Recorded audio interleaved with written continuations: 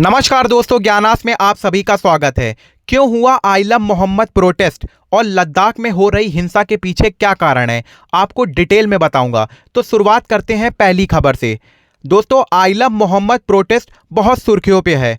दोस्तों, यह विवाद की शुरुआत कानपुर से होती है, जिसमें पैगंबर मोहम्मद साहब के जन्म उत्सव पर 12 वफात का जुलूस की तैयारी के दौरान आइलम मोहम्मद से लिखा हुआ एक बोर्ड सैयद नगर थाना रावतपुर पर जाफर वाली गली पर लगा दिया जाता है, जिस पर स्थानीय हिंदू समुदाय द्वारा इस बोर्ड पर ऐतराज जताया जाता है। उनके द्वारा कहा जाता है कि मुस्लिम द्वारा एक नई परंपरा स्टार्ट करने की कोशिश की जा रही है, जिससे दोनों पक्षों पर एक नया विवाद पैदा हो सकता है। दोस्तों, पुलिस द्वारा इस मामले पर तुरंत सीरियस कार्रवाई करते हुए इस मामले को रफा दफा करके 24 लोगों को हिरासत में लेकर बोर्ड को तुरंत वहां से उतार दिया जाता है। बस तभी से आइलम मोहम्मद के प्रोटेस्ट जगह जगह स्टार्ट हो जाते हैं। दोस्तों, आपको हमारी वीडियो पसंद आ रही हो तो नीचे दिख रहा है सब्सक्राइब बटन को दबाकर हमारी वीडियो को लाइक कीजिए। दोस्तों, हिंदू पक्ष का यह आरोप है कि ये जो पोस्टर लगाया गया, ये वही जगह लगाया गया जहां पर शोभा यात्रा निकलती है, और यह जानबूझकर ये बैनर वहां पे टांगा गया ताकि कहीं ना कहीं एक समुदाय को उकसाया जा सके। लेकिन मुस्लिम पक्ष का यह कहना है कि उनके संगठन द्वारा यह कहा गया है कि संविधान का अनुच्छेद 19(1)(a) के तहत उन्हें अभिव्यक्ति की स्वतंत्रता देता है, और यह आर्टिकल 25 धर्म की स्वतंत्रता देता है। दोस्तों, ये जो प्रोटेस्ट हो रहे हैं, ये लगातार ये कानपुर से ही फैले और अब ये लखनऊ, तेलंगाना, जगह जगह पे ये प्रोटेस्ट हो रहे हैं। उनका मानना है कि कहीं ना कहीं ये पैगंबर साहब की ये एक शान पे एक गुस्ताखी है, इसलिए प्रोटेस्ट जगह जगह मुस्लिम द्वारा किए जा रहे हैं। मुझे लगता है कि यह एक बैनर का मामला ज़्यादा ही बढ़ाया जा रहा है। आपको क्या लगता है, आपकी क्या राय है, प्लीज़ कमेंट पर बताइए। दोस्तों, ये जो पूरा मामला हो रहा है, ये अब धीरे धीरे बहुत ज़्यादा बड़ा होता चला जा रहा है, क्योंकि आप देख सकते हैं कि टीवियों में देख सकते हैं आप कि जगह जगह पुलिस इन मामले में, जैसे उत्तराखंड वगैरह में तो बगैर पूछे ये प्रोटेस्ट निकाला गया, जिस पर पुलिस द्वारा इन पर कार्रवाई की गई। दोस्तों, आज की दूसरी बड़ी खबर की अगर बात करें तो लद्दाख में हो रही हिंसा। दोस्तों, आज की दूसरी बड़ी खबर यही है कि लद्दाख में हिंसा क्यों हो रही है।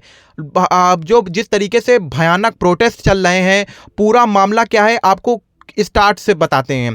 दोस्तों, 2019 में भारत सरकार द्वारा 1970 35(a) के तहत जो लद्दाख को केंद्र शासित प्रदेश बना दिया गया था, जिसमें क्या हुआ कि जम्मू कश्मीर और लद्दाख को दो केंद्र शासित प्रदेशों में अलग अलग विभाजित कर दिया जाता है, जिसमें जम्मू कश्मीर और लद्दाख अलग अलग हो जाते हैं। इसमें एक केंद्र शासित प्रदेश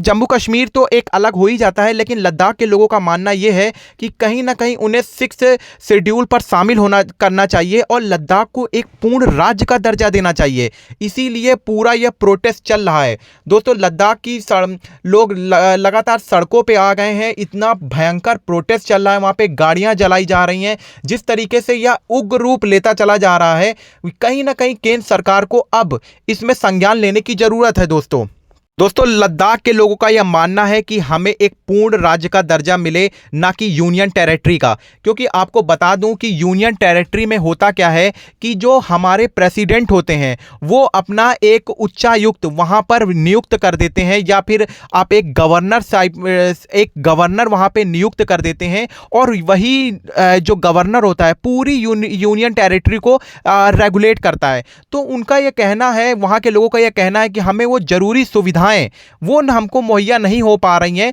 इसलिए हम चाहते हैं कि लद्दाख एक पूर्ण राज्य का दर्जा मिले और इसे 6 शेड्यूल पर शामिल किया जाए। दोस्तों, आपको बता दूं कि जिस तरीके से 10 अक्टूबर को जिस तरीके से वहां पे लोगों ने भूख हड़ताल की, भूख हड़ताल के बाद में 6 लोग इतने बीमार हो गए कि वो मरणासे में हो गए और उन्हें हॉस्पिटल ले जाया गया।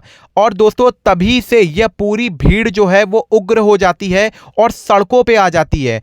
हाँ, यह सही है कि प्रोटेस्ट करना सही है, लेकिन हिंसा बिल्कुल भी सही बात नहीं है, क्योंकि हिंसा आप जो करेंगे वो आप देश की प्रॉपर्टी को ही खराब करेंगे। और दोस्तों, भारत के लिए सोचने वाली बात भी होगी कि जिस तरीके से भारत के पड़ोसी देशों में अभी हाल ही में तख्ता पलट हुआ है, बाहर की शक्तियां भारत में भी यह करने की कोशिश कर सकती हैं। हालांकि भारत इतना स्ट्रिक्ट और अपने आप में सक्षम है कि बाहर की जो ये शक्तियां हैं इनका कोई भी जो षड्यंत्र है बाहर या भारत में नहीं चल सकता। लेकिन भारत को चौकन्ने रहने की जरूरत है कि कहीं ये प्रोटेस्ट की आड़ पर एक उग्र रूप न ले ले। जिस तरीके से वहाँ के अब बच्चे जो कॉलेज में पढ़ते हैं बच्चे, वो जिस तरीके से बैनर लेकर निकल रहे हैं और भी लोग जो हिंसा फैला रहे हैं। दोस्तों, प्रोटेस्ट करने में कोई बुराई नहीं है, लेकिन जो हिंसा होती है, जो उपद्रवी लोग होते हैं, वो वहां के उपद्रवी लोग मिल करके वहां पे कहीं गाड़ी जलाते हैं, किसी दुकानों को लूट लिया,